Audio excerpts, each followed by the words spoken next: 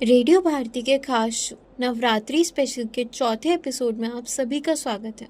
आज हम बात करेंगे देवी दुर्गा के चौथे रूप यानी देवी कुष्मांडा के बारे में। तो आइए बिना किसी देरी के शुरू करते हैं।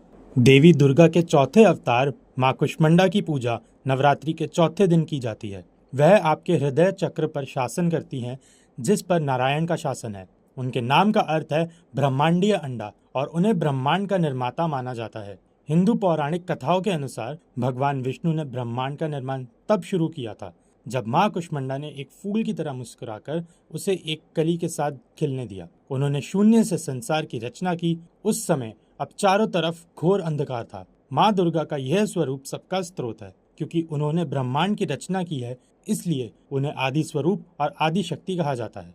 एक बार चारों तरफ घोर अंधकार छा गया था। एक दिव्य निराकार प्रकाश सर्वत्र फैल गया, जिसने अंधकार के शून्य चारों दिशाओं में प्रकाशित कर दिया। प्रकाश ने एक देवी का रूप धारण कर लिया और वह देवी कुष्मांडा थी।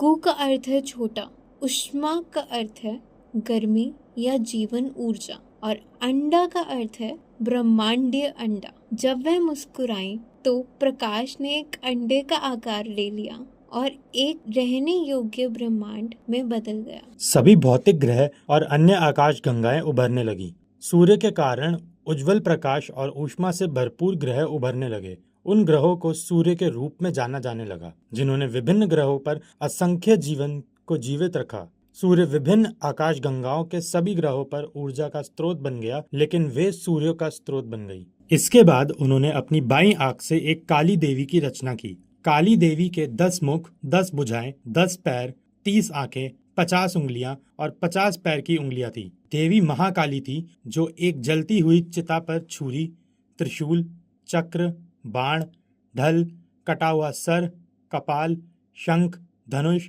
और गदा के साथ बैठी थी।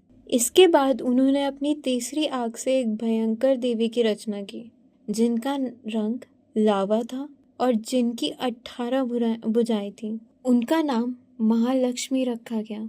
वे भगवा वस्त्र, योद्धा कवच, कमल पर विराजमान तथा भयंकर गर्जना करने वाली थी। इसके बाद उन्होंने अपनी दाहिनी आंख से दूधिया रंग वाली महासरस्वती की रचना की। महासरस्वती की 8 भुजाएं और 3 शांत नेत्र थे। उन्होंने श्वेत वस्त्र धारण किए थे। उनके माथे पर दिव्य अर्धचंद्र था तथा उनके पास त्रिशूल, चक्र, मसूल, बाण, शंख, घंटा, धनुष और हल जैसे अन्य हथियार भी थे। महासरस्वती के बाद देवी कुष्मांडा ने महासरस्वती के शरीर से 5 सिरों वाला एक पुरुष और एक स्त्री उत्पन्न की। उस पुरुष के पास कमल, दिव्य पुस्तकें, एक माला और एक जल पात्र था। उन्होंने उसका नाम ब्रह्मा रखा।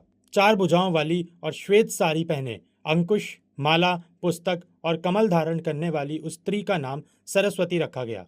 इसी प्रकार उन्होंने महालक्ष्मी से एक पुरुष और एक स्त्री की रचना की और उनका नाम लक्ष्मी विष्णु रखा। उनके 8 हाथ हैं, जिनमें वे कमंडल, धनुष, बाण, अमृत कलश, चक्र, गदा और कमल धारण करती हैं तथा एक हाथ में वे जप माला धारण करती हैं, जिससे उनके भक्तों को अष्ट सिद्धियां और नवनिधियां प्राप्त होती हैं।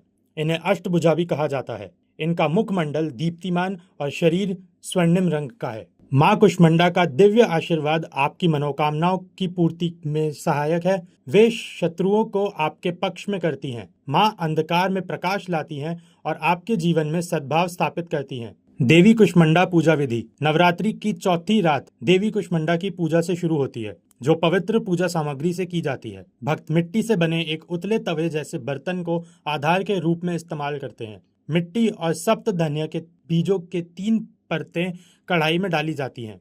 इसके बाद थोड़ा पानी छिड़का जाता है ताकि बीजों को पर्याप्त नमी मिल सके। आधार में गंगाजल, सुपारी, कुछ सिक्के, अक्षत और दुर्वा घास से भरा एक कलश रखा जाता है।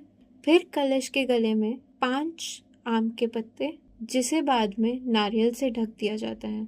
चलिए आज का एपिसोड यहीं समाप्त करते हैं। कल हम फिर से लौटेंगे और बात करेंगे मैया स्कंद माता के बारे में। तब तक के लिए बने रहिए रेडियो भारती के साथ।